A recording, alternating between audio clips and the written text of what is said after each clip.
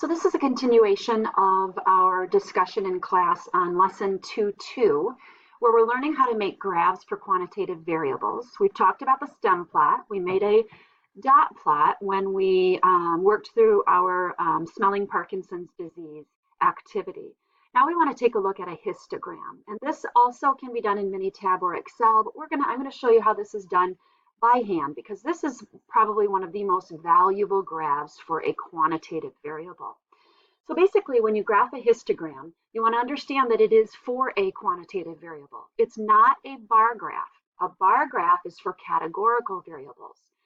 So we leave space between the bars in a bar graph for a categorical variable, but in a histogram for a quantitative variable, we do not. Okay, so the bars should be right up next to one another. So we're going to take a look at the age of the presidents at the time of their inauguration. Trump is not here. I honestly don't know that I remember how old Trump was when he was elected, but it goes all the way up to Obama. And so you can see that the ages of these presidents have quite a range, and what we're going to try to do is make a histogram to display the distribution of those ages at the time of their inauguration. So if you're creating a histogram, most often you're creating what's called a grouped histogram.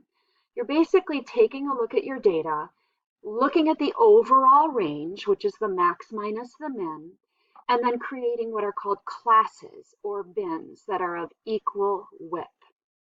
And when you're creating a histogram, you're generally looking to create a histogram and set up your classes or bins in such a way that you'll have about 6 or 7, maybe 8 bars in the end after you make your histogram. Once you decide on your classes or your bin widths, then you're going to need to count how many of your presidents were inaugurated at that age or at any age within those intervals, which we'll demonstrate. Just like the other graphs, we want to label the graph and then scale the axes. You're then going to create the frequency histogram by drawing a bar above each interval that represents the number of presidents that were in that age bracket. If you're making a relative frequency histogram, then the heights of your bars represent the percent or proportion of the presidents that were inaugurated within that age range. So here's our data once again.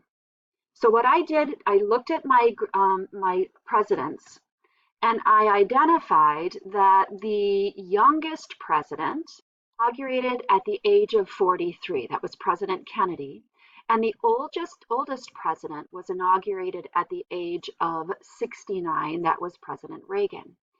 And so when I figure out the range, 69 minus 43 is 26 years. Well, if I want to break that into classes or bins such that I end up with 6 or 7 bars, in this case, you notice I broke it into 6 classes. 7 bars is okay as well, or 7 classes. I took that 26 range and I divided it by 6. Well, it doesn't come out to be a very pretty number. 26 divided by 6 is 4 point something. What I basically decided to do then was to make my classes count by 4s. Or actually, to make it a little easier, I made my classes count by 5s. So there's not just one way of grouping your ages. And then to make it easier for me to scale, I decided I'm going to start counting at 40, even though I didn't have any presidents that were inaugurated at that age. I don't want to start at 43 and then have to add 5 and add 5 and add 5. It's a little bit easier to count by 5 starting at 40. So notice the first class begins at 40, the second class 5 years thereafter at 45, the third class 5 years thereafter at 50, and so on. The end of each class then is 1 less than the beginning of the next class. So since class 2 begins at age 45, class 1 must end at age 44. So I went through my data and I looked and I counted how many of my presidents were inaugurated between the ages of 40 and 44. And I found that there were 7 of them.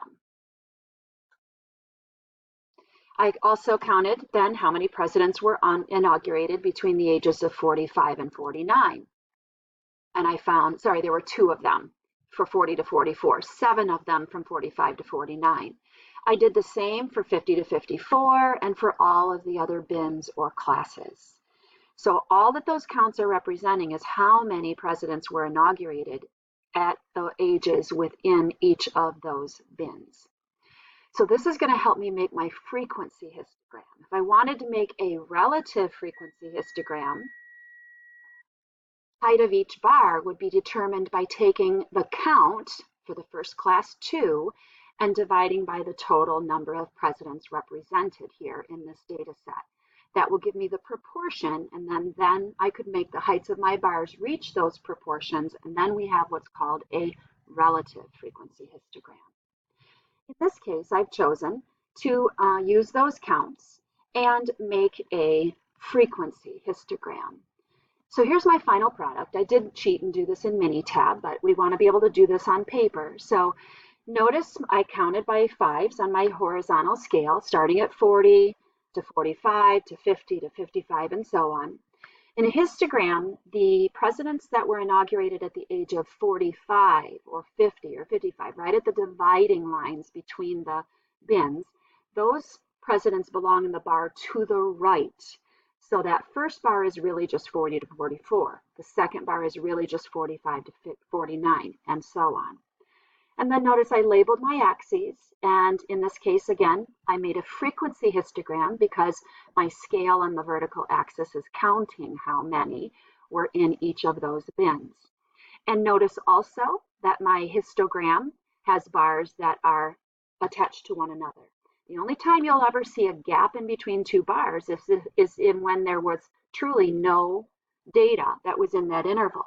So had we not had any presidents that were inaugurated between the ages of 60 and 64, that would provide or create a gap in the histogram.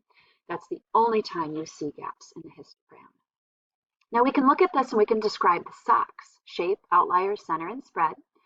So we might say that the age of the presidents at the time of their inauguration is relatively symmetric, centered at about, and then we could estimate the median age is somewhere in between 50 and 55, maybe, yeah, 50 and 55. We could actually figure it out to be exact as well. With no apparent outliers, because I don't have see any ages that seem to be extremely unusual, and spread from 40 to, or 43 actually, to 69, or you could actually give the range with a range of 26. That would be a good descriptor of the distribution of the ages of the presidents at the time of their inauguration. Now there are a couple other statistics that we want to be able to calculate that we haven't yet talked about. One is called the class midpoint. It is the numerical value that's exactly in the middle of each class. So you just add the class boundaries and divide by 2. So for instance, 40 to 44, you add those boundaries and divide by 2 to get your class midpoint. And each class has its own midpoint. Actually, you would add 40 to 45, 40 and 45 together and average them. It'd be 42.5 for that first class, because those are the boundaries.